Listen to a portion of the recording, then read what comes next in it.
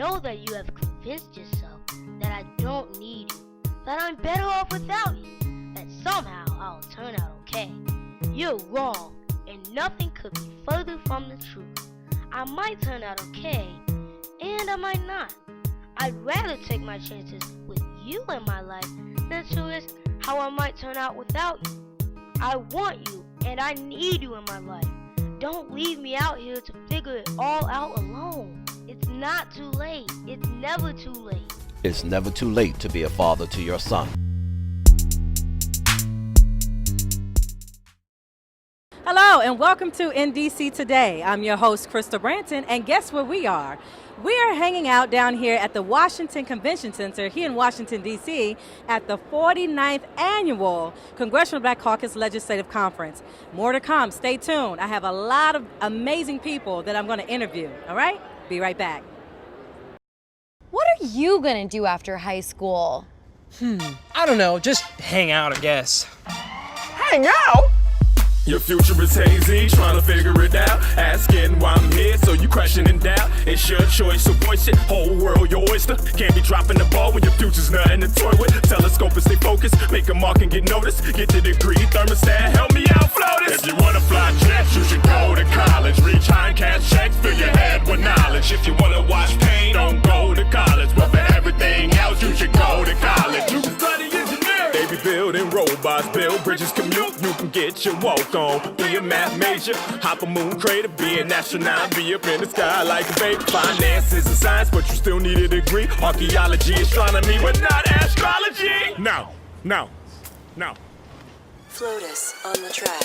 Southside Chicago, we all know we had to do overtime every night to make it tomorrow. And everyone could really make their dream true. Hey kid, listening in Michigan, that could be you. But a dream is just a dream unless you go hard. Einstein put it in time, here's a flow chart. Naturally it won't happen magically, but you can change fantasy into reality so dramatically. If you wanna fight crime, you should go to college. If you wanna write rhymes, fill your head with knowledge. If you wanna stare at grass, don't go to college. But for everything else, you should go to college.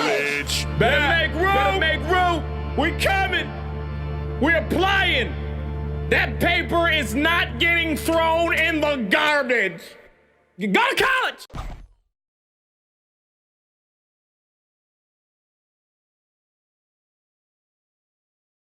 So thank you for joining me. You're welcome. Thank you. All right. And what's your name?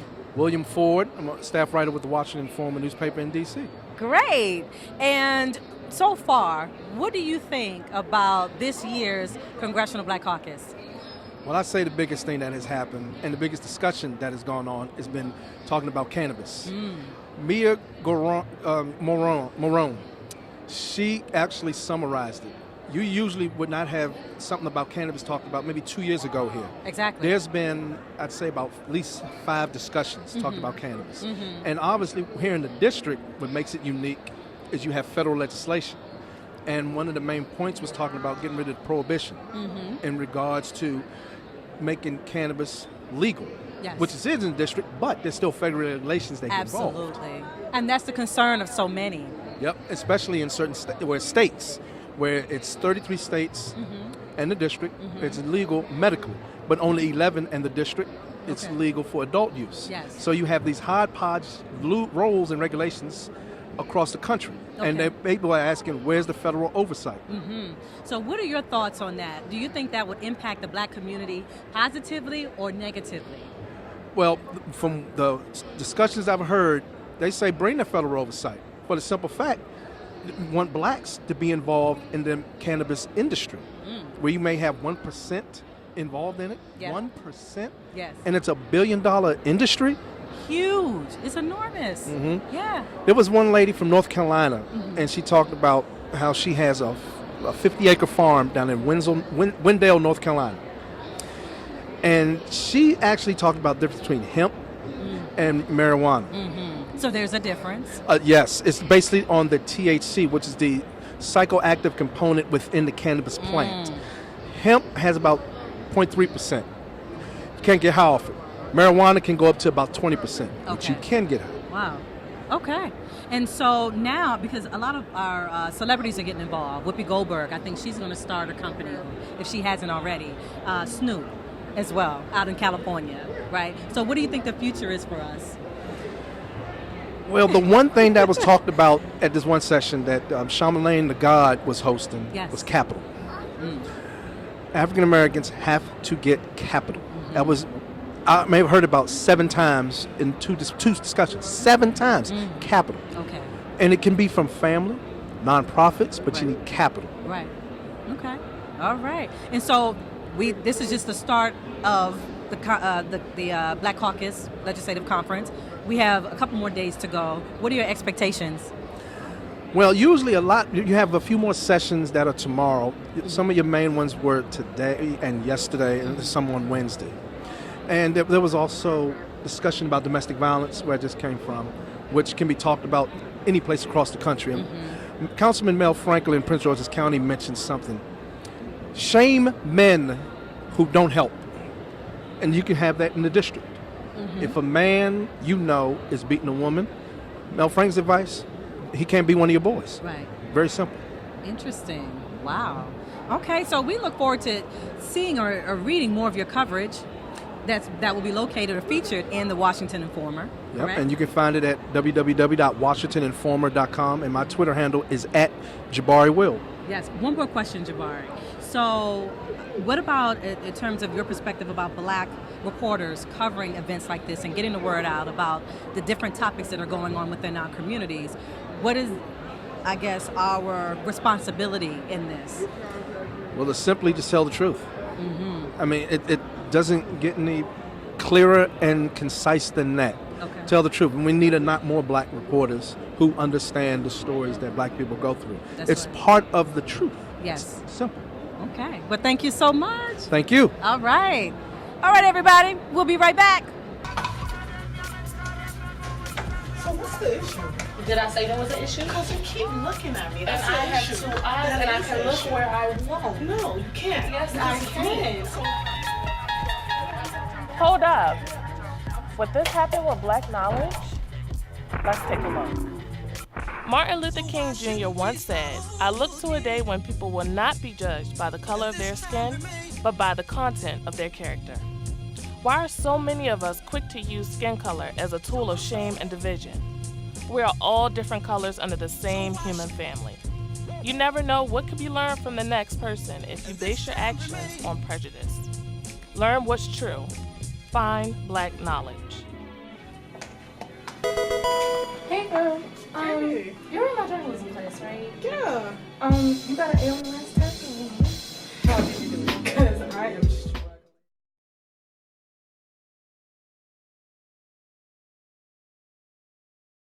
Thank you so much for joining us today. Thank you. Yes. Happy to do so. Yeah, so let's start first with your name. Introduce yourself and tell us a little bit more about what you do.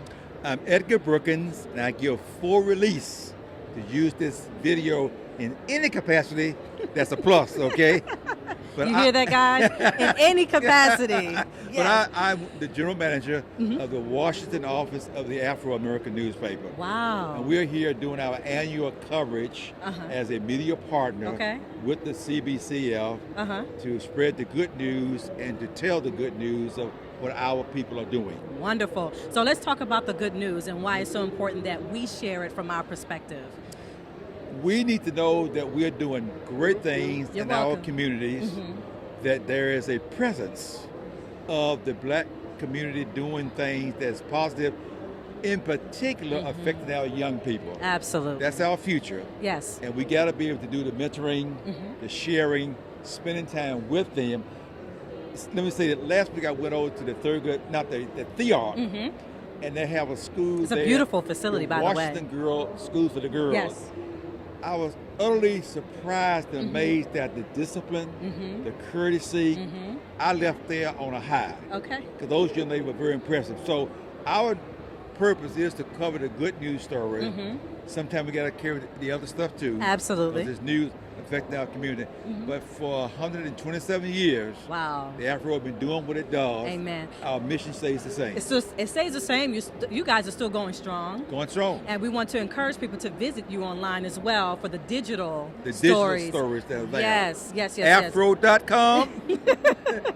And so let me ask you this too. Why is it so important that we have even a presence of black journalists right now in the year 2019? Yeah. With all the things that are happening now in our community at large on a national level, we need folks of color to tell the accurate story of who we are, what we're doing, how we do it, and why. We have an insight beyond what other folks have, and we can only tell it the way we tell it. That's right. That needs to be told. That's going to connect with the local community. That's right. So you got to do it. It's like what you guys are doing. You all are telling what's happening in the D.C. community. From our perspective. From your perspective, that has to be done. Okay. Yeah. And so one last question, just wrapping up. What is in the future for the Afro? What's to come in the next 5 to 10 years? Well, our big focus now is to further expand our digital footprint. Okay. Not just locally, not just national, but we're using the word global to push it out there in all directions around the globe, telling the good news, the good stories of what we're doing, and we're just so pleased that we still have the mechanism to do it, to do so, and that we get that kind of support from our community that allows us to do so. And exercise our First Amendment rights. Yes. No question about it. Excellent. No Absolutely. question. No But question. thank you. It's been a pleasure. Oh, thank you for inviting me to come over. Absolutely. I surely appreciate it for sure. Yes. So we'll definitely keep in touch. Please. All right. Absolutely. Thank you All so right, much. then. See All you right, later. Bye-bye. Bye-bye. Okay, guys, we'll be right back. I have more guests here. We're down here at the convention center. Don't go anywhere. Stay tuned. Education is important because with it, we have the power to change minds. We declare our right on this earth to be a man, to be a human being. Education is important because it is the stepping stone to accomplishing your aspiration, goals, as well as dreams. What this really means is that all of us can make a difference through the life that we live. Education is important because with it we can break barriers. In this election, at this defining moment, change has come to America. Education is important because with it the possibilities are endless.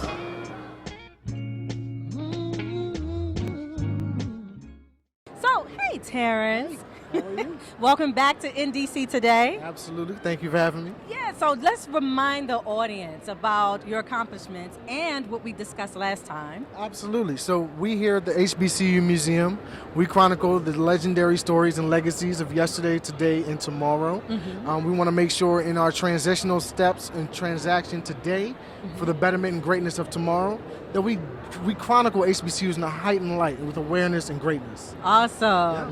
We've done a lot. I'm sorry. It's okay. We've done a lot of great things. We've been able to sit through with local government and do a lot of great things and come together on partnering up for our financial literacy component. Awesome. That's getting ready to launch this fall season. Yes. We're really excited about that. We also have some athletic components, some mentorship programs and athletic components, and a presidential component that we have coming up. So what would that consist of? So that consists of, I don't know if my people want me to talk about this, reveal but that just yet. It can literally consist of a dialogue conversation between the presidents themselves of HBCUs and their opposition. Let's say do they normally meet? I know they have this meeting down at the White House. Yes. Usually, I say down at the White House, we're in D.C. That's Yes. right there for us. But every year they invite them together. Do we do anything or do they do anything outside of that meeting usually? Yeah, so I was actually privileged to sit down with Jonathan Hollifield, who put together the HBCU Summit, which took place all of last week up until Wednesday of this week. Fantastic organized, well-organized event, along with the CBC here. Absolutely. But it was Jonathan Hollifield is actually the White House Initiative Director for HBCUs and governance around black colleges and universities. And so he's fantastic spokesman to talk about. Okay. And I think he's going to do a lot of great opportunities that are going to put, I think, not only the presidents in a heightened light, But the universities, the schools themselves. Exactly. Okay. Exactly. And I wanted to ask you, have you guys collected any additional artifacts? Oh, yeah. That was something I was absolutely. I was intrigued about that. So what are some of the new items that you guys have? Can you reveal that? So we have not only we have every yearbook now from every HBCU since inception. Really? Let's just start there, right? So that means everybody who's went to an HBCU can now see themselves in the museum in one of their yearbooks. We have all the yearbooks. That's the first thing. That was probably the largest thing that came in. First of all, how did you guys do that? So it was a gentleman that we know. I actually went to school with a gentleman at St. John's named Marcus Hill. Mm-hmm. And Marcus Hill himself, his uncle, has been collecting all the yearbooks from every HBCU. Oh my goodness. Inception. That's And he's over had it- 100. well over 1,000. Yeah. Well over, I'd say close to. You talking about every year of yearbooks? Well, over 100 HBCUs, You're right. correct? And then you think about every year since 18. Incredible. 1812. Incredible. You're thinking about some of the universities, and they can literally, you think about close to 5,000 yearbooks. Then we have all the banners in collective of every HBCU to show our spirit when we're doing on-site events, when we're doing, out-of-the-box thinking with DC government and local municipalities. Yeah. We want to make sure and chronicle these HBCUs. That's and we have amazing. now a lot of their stamp footprint to be able to do a lot of different things. Okay. So we're excited about that. So I want to tap your brain real quick also and ask if they came to, or CBC, if the planning committee came and asked you, what type of forum would you like to see on HBCUs or panel that you would like to participate on? What would be that panel? What would you like to discuss? For me, it's all about education and entertainment. I believe our style and culture as African Americans, I think our style and culture is what perseveres our culture into the corporate America. Yeah. It would push us through and drive us through. Not only the know-how and the smarts of how to actually institute these processes, which is the educational platform, but the entertainment platform of what we're born with. Yes. Knowing how to, know how to be on beat in certain things if we're listening to music, knowing how to deal with art if we're looking at the cultures of sculpturing or actually painting. Awesome. How does our style and culture really persevere through those avenues, and that's really what is really so exceptional Wow. for me. So as we wrap this up, what can we expect to see within the next 5 years or so? Because you guys have accomplished so much. Yeah, so in the next 5 years of our roadmap, we plan on launching not only our HBCU financial literacy component, we want to make sure and have our scholarship program kicked off. We want to give back to students in a high way, but also the biggest thing and the biggest process of our phase 2 is to make sure that we're returning revenues to the alumni. And the biggest thing why I stress on that, and I've talked about in several symposiums and seminars here at the CBC, is that we have to return value to our alumni who've gone on, believed in the process of higher education. That's interesting. We need to return revenues to them so they can reduce their student tuition debt. Okay. Because the staggering data, and I'm a banking guy. Yes. So data is always in my wheelhouse. Yes. But the data is that 90% of African Americans who've gone on to achieve higher education over the ages of 65 years and older are still paying student tuition debt. Very true. So And educating the alum. Exactly. And supporting the alum. But not they're educated. You see, they went through the process, but just supporting them. Right. Giving them an avenue of entrepreneurship where they can return revenues and help reduce their own personal debt. Wow. I think that's the biggest thing that I'm excited about. We have to bring you back. Please. We promise to do that anyway. I'm excited but to do it We anytime. want to bring your family back. And want to bring you back to the studio so we can talk more about what you guys have been able to accomplish. I'll go in depth. Absolutely. Yes, absolutely. Yeah. but thank you for joining me, Thank Terrence. you so much for having me. I Thank appreciate you so it. You're much. awesome. You're Always a awesome. great Thank figure you. in DC. I love it. Thank you. Yes, All and right, for appreciate HBCUs. it. Yes. All Thank right. you. Thank you. All right, guys, so we're down here at the Walter E. Washington Convention Center here in the District of Columbia. We have so much going on today. I mean, I can't even put into words. So we've captured a lot. We've talked to a lot of politicians, community leaders, fashionistas, but it's best that you see it. So take a look.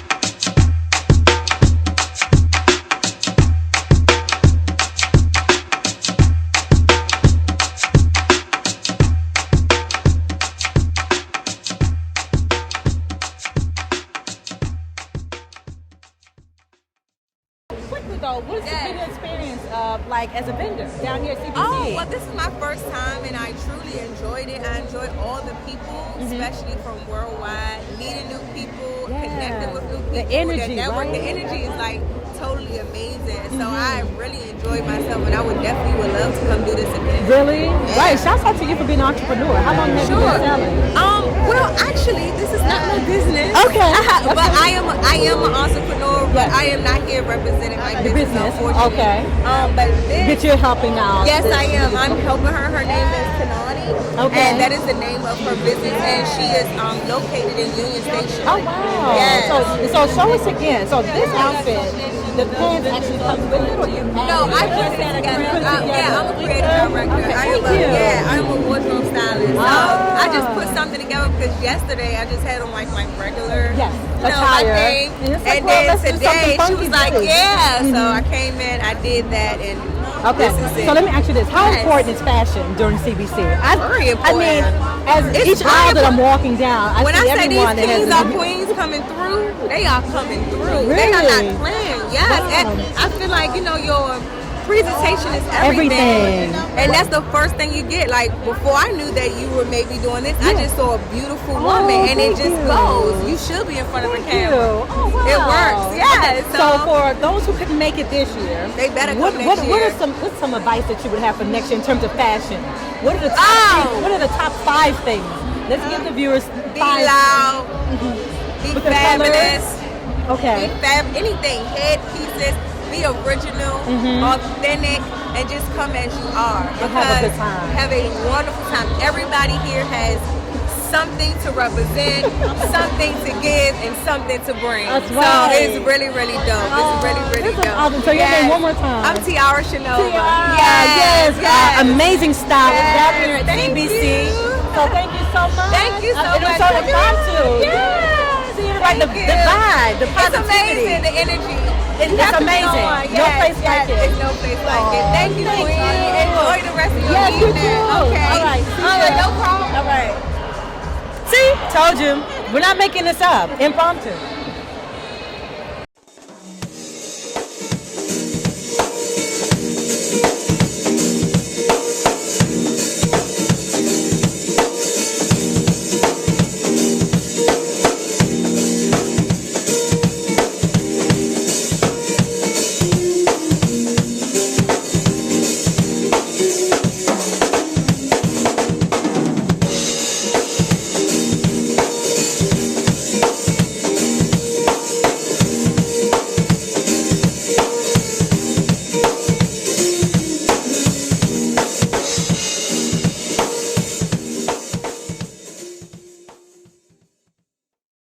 Right behind us, we have a fashion show happening. We had some phenomenal interviews. I mean, talk about networking connections. We have so much to share with you. So I'm excited. I hope you are too. We'll be right back. All right.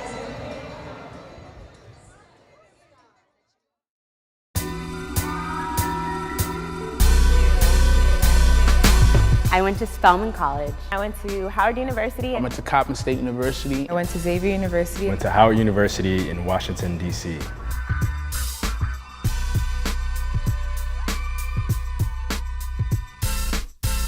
I grew up in a predominantly white neighborhood my whole life. I was always like 1 out of 3 black people in every class. I didn't really love me because I was comparing myself to the girls around me. Well, my high school counselor told me I wasn't smart enough to go to college. Not even being told go to community college, no, I was straight told to go to the military. They were one of the schools that gave me a chance. I took a trip to Howard when I was in 8th grade, and as soon as I stepped on campus, I was like, this is the place that I need to be. My favorite thing about going to an HBCU, it was so many beautiful black faces. I've never seen that many black faces that were all beautiful and unique in their own right. You had sisters there, you had brothers there, people who felt like your cousins, and teachers and professors who felt like your mom and your dad. And there are so many different nationalities and so many different ethnicities that make it what it is. It was just so nice to be around other little black girls, and we were like this big black girl cohort of like 500 students just being amazing and doing all these amazing things, and it was something that I had never seen before. I never thought that I would be around different people from different places and we would all still connect in the same way. I had a friend who was a black, gay, conservative Republican, and I would have never had that experience anywhere else. It's all just a big, loving, melting pot of people. It's the history and the foundation that you learn, not only as a person, but as the African American community itself. You're so enriched with knowledge. I think I learned everything about myself and about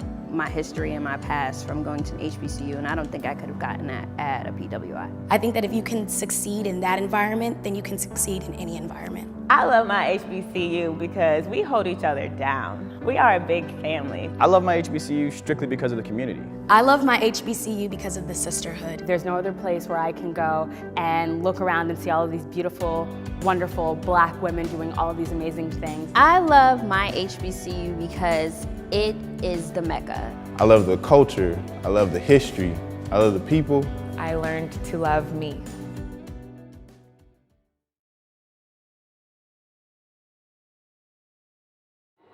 All right, so thank you, Mr. Shaw, for joining me. It's a pleasure. Yes, and so tell us about your organization.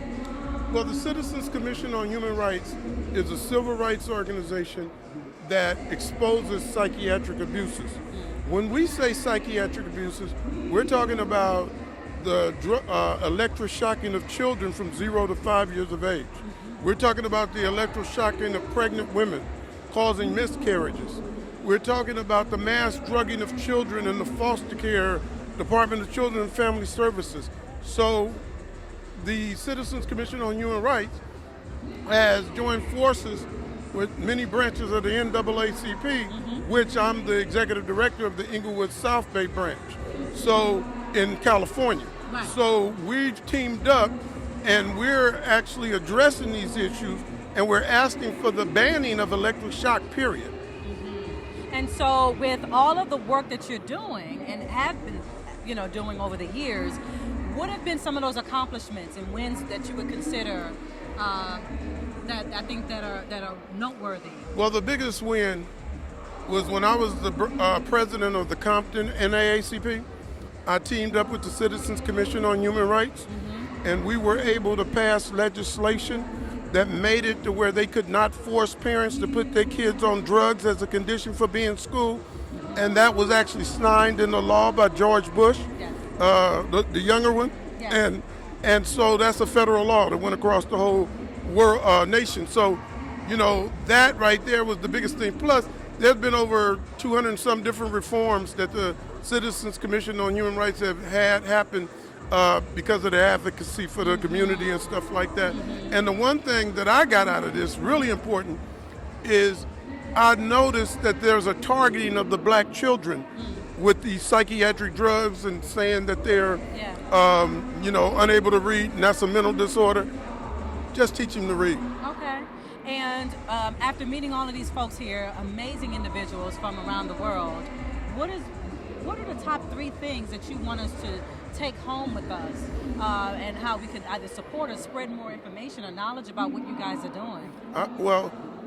The first thing we have to understand is that we're doing this for the children.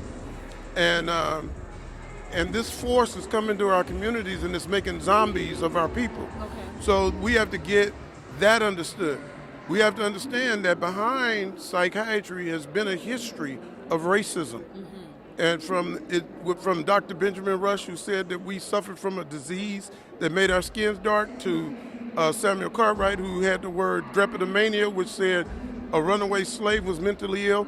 So, there's a history of this, and now they come to our community and say, oh, we want to remove the stigma. Right. But it was never a stigma in our community in the first place. When our uncle was sick or something, he was in the back room, the oldest child stayed with him, everybody in the family knew, everybody in the neighborhood knew. So when you come in with these campaigns of marketing to brainwash us into believing that, we don't get enough of our mental health, we already know your history. Right. And now, CBC is a powerful platform, I think, to share information. And what is it that you want folks to take away from meeting you guys here at the Congressional Black Caucus Legislative Conference? The one thing I want taken away from here is we have to raise our children. We have to handle our children. When I was a child, that was way before you came around. When I was a child, our parents had the cure for ADHD and all that kind of stuff. You might not know about that, but we didn't have these things going on. But their methods were far more sane than electroshocking children. Their methods were far better for us than giving us drugs that could cause suicide and homicide. So, yeah, some parents went overboard, but most of us survived and came out okay. So, I want us to get back to our sense of family. I want us to get back to taking care of our children. Empowering our community. Empowering the community. Fathers get back in the homes. Okay, a lot of these things happen when there's splits in the family and stuff. So we need to address these issues more seriously and come from within ourselves and go back to believing in the spirit of man. Yes. That's what we need to do. Well, thank you, Reverend. Well, thank you. That was a sermon. All righty. So I appreciate you even committing your time and coming down here, spending days with us at the Congressional Black Caucus, and we look forward to hearing more because it is a serious topic, and more people need to be aware of what's happening. So.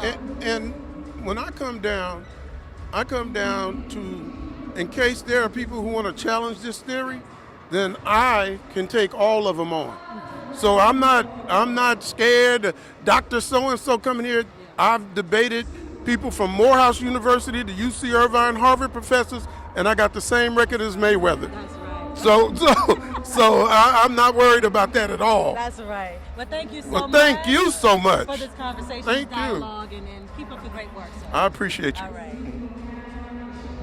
All right. Thank you, Hilton, for saying yes. Yes.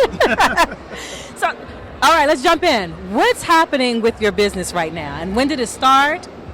Well, this is BlurredCon, which is short for the Black Nerd Convention.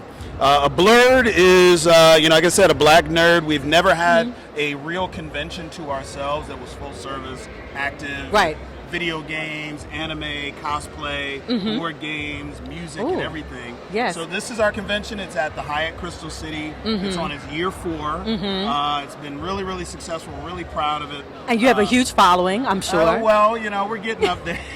Our social media is doing its thing, and the convention is definitely growing. And, for us, having a 4-year event that is growing here in D.C. has just been such a blessing. Amazing. And so talk a little bit about some of your followers. Tell us about, who are some of these followers? Well, if you think about cosplayers, so cosplay is the amalgam of costume and role-playing. So it's a little different from Halloween. Okay. So people pick a character that they feel connected to. They dress up like them. They talk, walk, and act like them for a period of time that they're wearing the costume. So cosplayers are everywhere. And those are some of our biggest followers. They're some of our most ardent supporters. So think about all those kids that play video games. Right. And adults. And adults. That's right. Kids, big kids, little kids, old kids, young kids. Right. They're there. Comic book lovers, comic book writers, comic book artists. You name it. All right. And so what gave you the inspiration to even start this? What was that day like for you when you woke up and said, you know what, this is something I want to do. I want to bring to the DMV and spread throughout the world. I have been a nerd my entire life. And I always wondered what it would be like to have a convention where all of the black nerd culture was out there on display and was out there up front being offered and highlighted for everyone to see. Yes. And with no sense of self-preservation, I tapped myself on the shoulder and said, go do it. Let's do this. And here we are. Here you are. Wow, congratulations. So you're here at CBC. Yes, ma'am. And so you've met people from all across the nation. All over the world. What are you hoping? Now, having met all these folks, this is your first year at Congressional Black Caucus. What are the next steps? I am hoping to awaken maybe the closeted black nerd in someone that I might meet. Yes, yours truly. Who maybe is not an outward nerd or geek, but is inspired by what we're able to show and what we're able to demonstrate. And then I will see them on July 17th through the 19th, 2020, right at the Hyatt Crystal City. Now, look, I'll go, didn't I meet you at CBC? Right. And they'll be like, did we?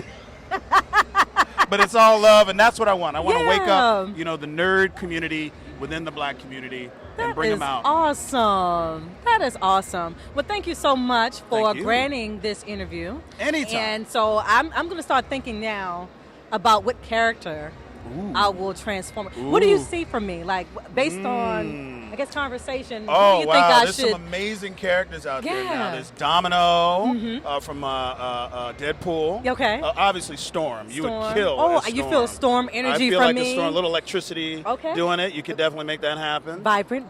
You know, maybe some for anime. Maybe one of the characters from Dragon Ball Z. Okay. You know, so you just pick a cartoon, make it happen. And just make it happen? You can make it happen. Thank you for your vote of confidence. I appreciate that. I feel the nerd. Do you? It happens. Yes, it happens. But thank you so much. Thank you. Thank you, Hilton. Anytime. All right. I just want to say this is quite surreal for me. You know, listening to Misty Copeland speak and listening to the beautiful music of those ladies and the incredible work of that gentleman before gives me great pride in, you know, taking the risk to pursue this opportunity in art. I had no idea that it would lead to any accolades or anything. I just knew it made me happy. And to be included and to be recognized by my peers.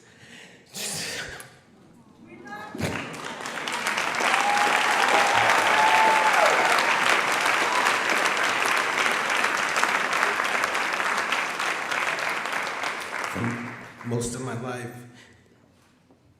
you don't really feel black enough or anything enough, you know? Especially being West Indian, Haitian mother, Puerto Rican father, born in Brooklyn. But all you know is 98.7 KISS, WBLS, hip hop. And you're pretty much all of it. You're all of it. And I feel like in some ways, I guess my journey is to sort of express to all of us, no matter what the variations of our Africanness is, that we are black and we are beautiful and that we're all one.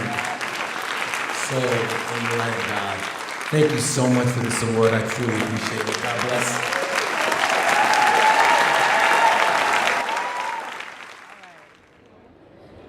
Okay, everybody, we're still here at the Washington Convention Center in Washington, D.C., and I have Mr. Adams here, and I'm going to talk a little bit about his experiences during this conference. So let's start with, what are your thoughts so far? I think that at the end of the day, we have to do less talk and more walk. I humbly serve as chairman of the trustee board for Richard Wright Public Charter School of Journalism and Media Arts here in the District of Columbia. We are the only public charter school in the nation's capital that was founded, and the CEO is an African-American male. Here we are in Washington, D.C., and there's only one. And it's Richard Wright Public Charter School for Journalism and Media Arts. We're in our 8th year, really going into our 9th. Congratulations. Thank you. We're about to secure a new facility. We're educating the students where people said people out of the 7th and 8th Ward couldn't be educated. Sometimes they come to us 3-4 years behind based on standards, and when they walk out, they have scholarships to go to college. So we're really proud of Richard Wright. Very impressive. So tell us about the kids that attend that school and some of the projects that they've worked on. Well, it's amazing because they've learned not to just be in front of the camera, but behind the camera. They've learned the production side, the recording side, the camera side, the audio, video, it's amazing. And every year at our gala, and I invite you to our gala. Thank you. We've had 6 galas so far. And for 4 years we were at the Warner Theater, and the kids, the young folks, the young folks produce the actual videos or small or short movies that could be screened. That were screened at the Warner Theater. That doesn't happen every day. Hello? No. Okay. That's awesome. And we're committed to their growth. And we don't, believe it or not, we don't have a metal detector. Really? Yes, because we raise their self-esteem level. So they want to be better. And you're intentionally creating that environment. Everybody wants to be better. Everyone wants to be better. We just graduated 67 for this year, 2019's graduating class, and all of them had at least 5 colleges and universities that they were accepted to. At least 5. That's exciting. 67 students. Wow. And so I want to talk to you as well, in addition to what you're doing at the school, but you're part of an amazing fraternity. Yes, it is. Yes, amazing. It is. The only one. The only fraternity. People are going to kill me for saying that. The rest of boys' clubs, I don't mind saying it. I've been saying it for 40 years. So talk about their presence here during CBC and what you guys have planned in Omega Psi Phi Fraternity Incorporated.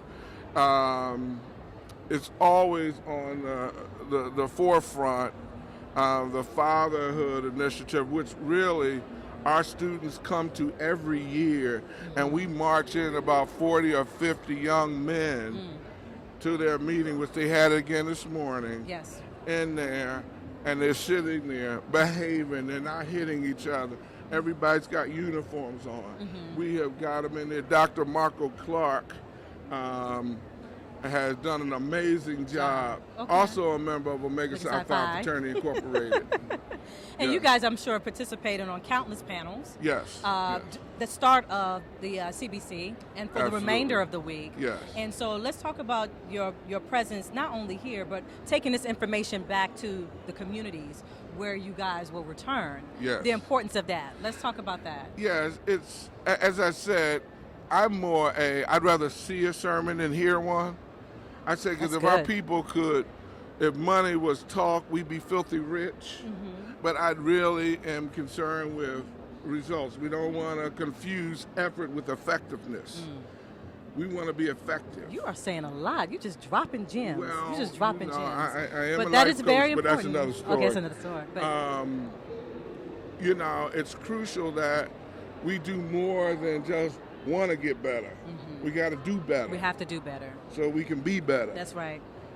Even though and we have to do better individually and collectively. Absolutely. Yes. Absolutely. Okay. And it's like that, and we're just happy to be here and see what you guys are doing here to the service. Okay. To the well, community. thank you for joining me. Not a problem. And sharing all that good news. Yes, ma'am. And so I look forward to following you and please do. Some more engaged with the young people and what you guys are doing over at the Richard Wright School. Yes, Richard Wright.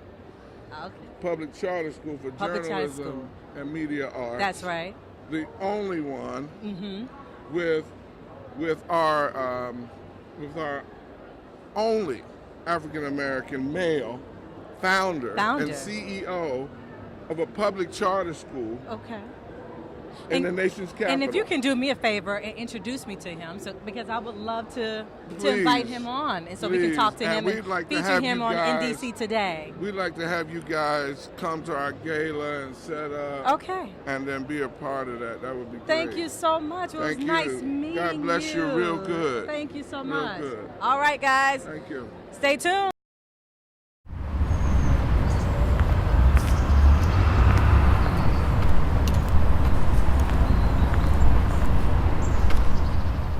Why?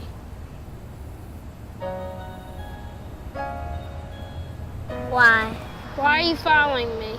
Why my hoodie make me look suspicious? Why does my music make me dangerous? Why are people that are supposed to protect me attacking me?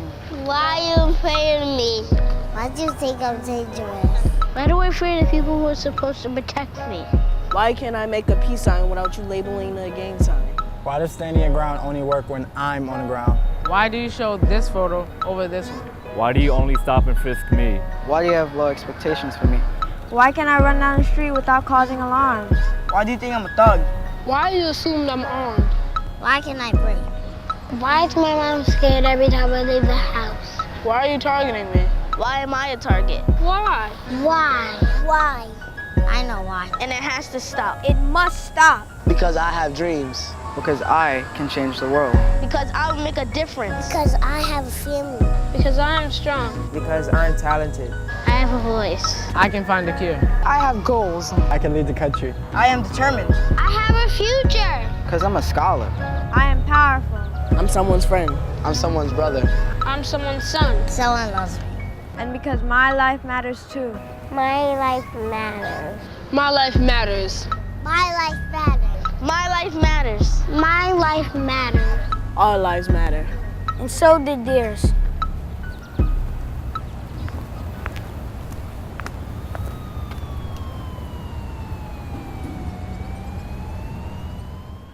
All right, thank you so much, Monica Hedgepath, for joining me.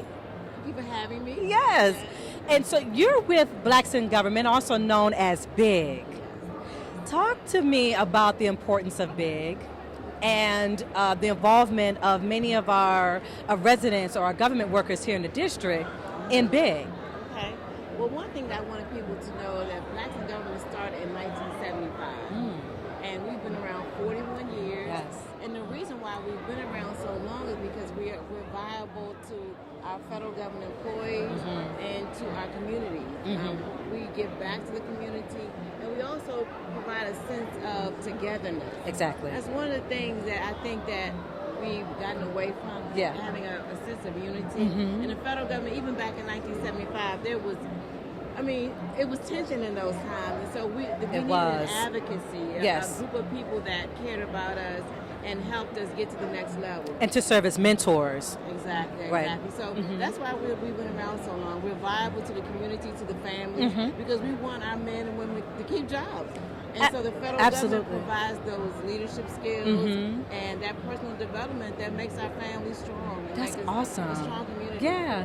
And so what ways do you think, you guys are here at CBC and come into contact with college students, adults that are in government or interested in working in government. What would be some of the top 3 points or advice that you would give to someone who's interested in possibly gaining a contract or getting involved with government in some way, shape, or form? Yeah, well, one of the things that I think is key about the government, it is stable because we work with so many people. The federal government is over 1 million companies, 1 million agencies. We work with commercial vendors. And around the world. Around the world. So we're viable. That money is needed for those companies to thrive. So they go to the government. They look to the government because we have that expertise. We know about IT services. We know about the cloud services.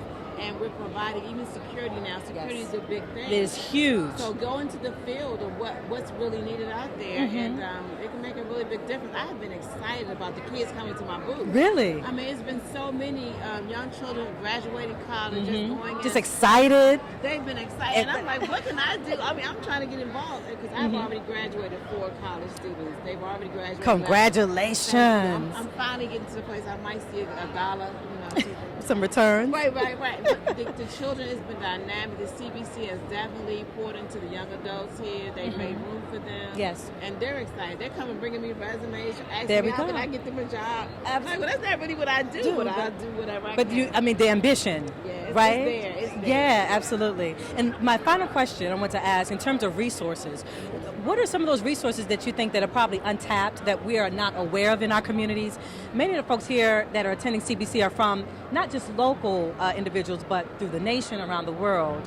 What are some of those resources that we can tap into to help support our communities or churches, etc.? Workshops, maybe? Well, I think a lot of the commercial or the small businesses, they need that connection, that networking with the community, so that their businesses can run.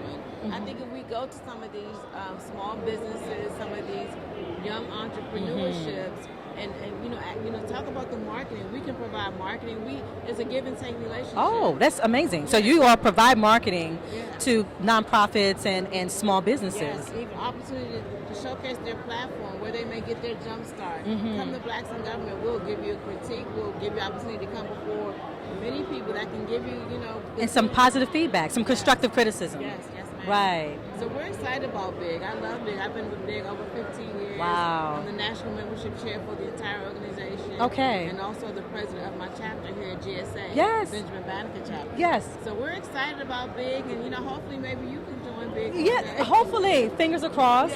And if they want to find out more information, what's that website? Yeah, it's www.bignet.org. Okay. And you can find out all the information. There's a wealth of knowledge there, our mission, our goals, strategic plan for the 5 years out, and my information is there if you want to join. So all check right, us out. thank you so much, Monica. Yes, I'm going to check them out, and they're going to check you out. So thank you for joining me. You're so welcome. Thank you for having me. You're welcome. Okay. All right. Okay, and I wish you much success. Thank you so much. You're welcome. How long have you been in radio? I have been in and out of radio for about 27 years. Okay. The past almost 5 years, I've been at WLVS, Listen Vision Live. And I've had a great show. My first guest was Silver Logan Sharp. Yes, I'm familiar. Former singer of Freak Out, right? Right. Yeah. And I just had Derek Rutledge on this past Wednesday, Oprah's makeup artist. Because he received an honor, or the city named something in his honor. I can't that remember happened about a month ago. But I had him him on because he's launching his lashes with cherry. I think it's red cherry, but it's Studio 55, and it's going to be at Saks Fifth Avenue in New York on Tuesday. Oh, wow. So that's what he was that's at. going to be exciting. Yeah, and I had DJ Cool. Really? Let me Yes, clear my throat. Everybody was on there. Everyone loves you. We had. Well, I hope so. Yeah, everyone loves you. And so, what gives you that drive? Is it to just have that platform where folks can come and be themselves, and we find out more about them? You know, Crystal, what I really enjoy. I'm the oldest of 3 girls, so it's kind of in me, and it parlayed into my adulthood just to be a gatekeeper and to connect people.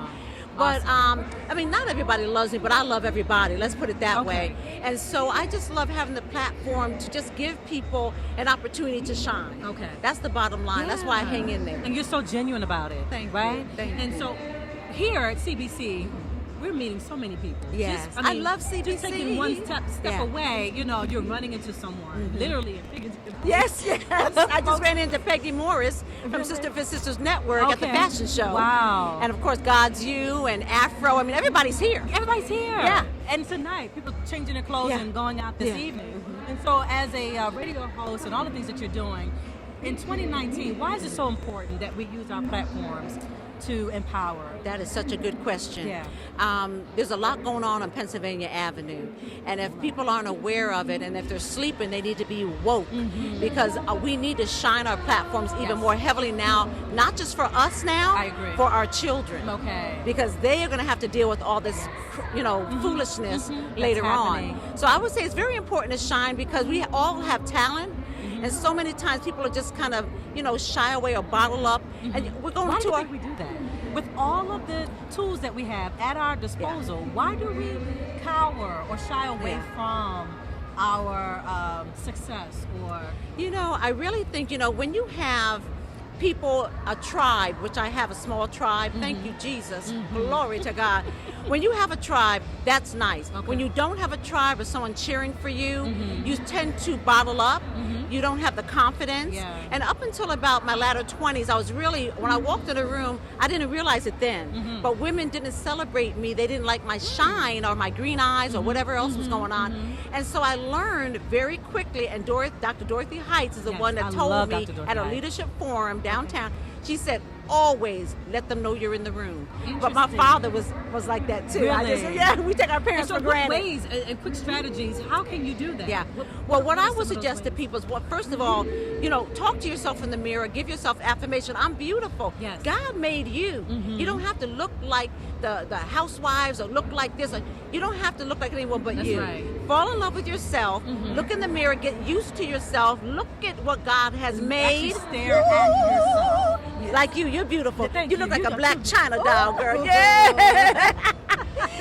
Just fall in love with yourself, and then find out what excites you. You might work a 9 to 5, Crystal, but what excites you? Start building that on the side so you can really start to enjoy your life. Make some money with it. Yeah.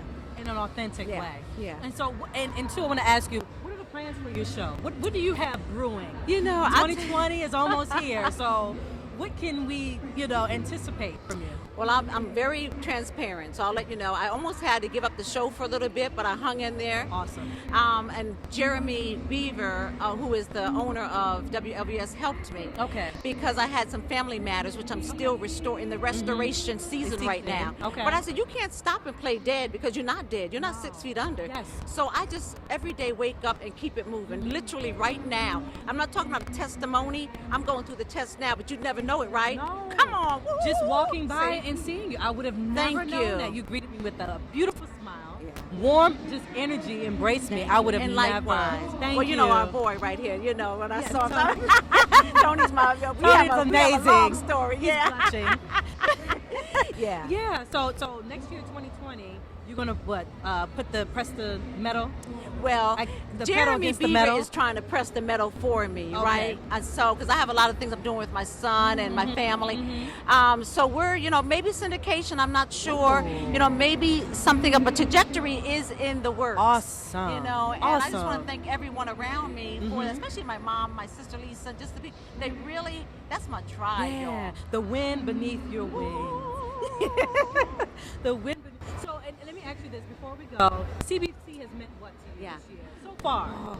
Well, in general, it just means pride. It means just love, loving Black people and all people. Empowering. Inspiring, educating, all that. You feel good. Yes. You just feel good. But let me tell you, this, I was walking up the escalator and I saw HUR,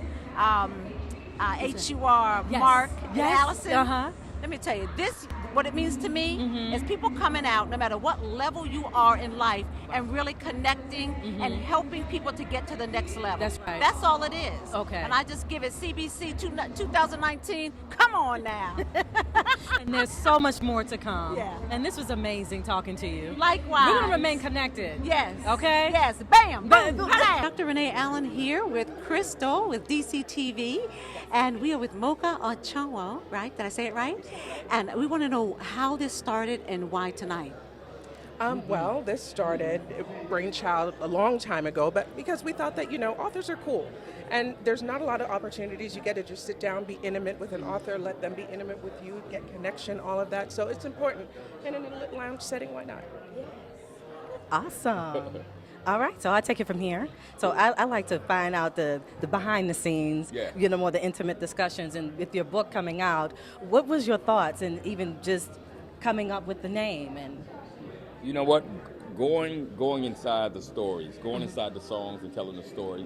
Those characters are real people. Yes. I wanted people to get an in-depth connection to the song. Like Charlene, they want to know more about Charlene, so I want to tell them a little bit more. And where it all started, back when I was little. And my team, actually Sharon Page, kind of said, you know what, it should be it's time for you to do something. Yeah.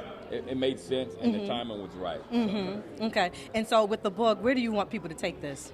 I want them to take it as far as they want to take it. Where they want to go with it. Yeah, just get to know Anthony and get to know more about me and fall in love with the songs all over again. And the recipes in there, use them, cook them. Yes, I'm excited about that. My family's from South Carolina, so I'm all in that. Yeah, awesome. And so I was going to say, moving forward, who would you like to read this book if you could select a person? Who would I like to read it? Yes. I think Oprah need to read it. Exactly. You hear that? Oprah, guys. Steve Harvey. Yes. Dave Chappelle. Look, put it out in the atmosphere. Barack and Michelle while they're listening to Float. You know what I mean? And wiggling their toes and relaxing at the end of the day. This is awesome. Well, congratulations. Thank you. We're so proud of you. And thank you for just stopping through D.C., on your tour. You do? What do you love about D.C.? Tell the truth. So many of us in different shades and ethnicities, and it's just a beautiful melting pot for brown people and just people in general. Yes, and two, what's your hope for us moving into 2020? 2020 is almost here, so as we go forward. That all the hate toward us will stop, and they will show their appreciation for all we've done. Awesome. And just keep it moving. Yeah. All right. Well, thank you so much. Thank you. All right. Anything else you want to say to the people before we sign off? We love you. Thank you. All right. Thank you, guys. Until next time, thank you for watching in DC Today. Good night.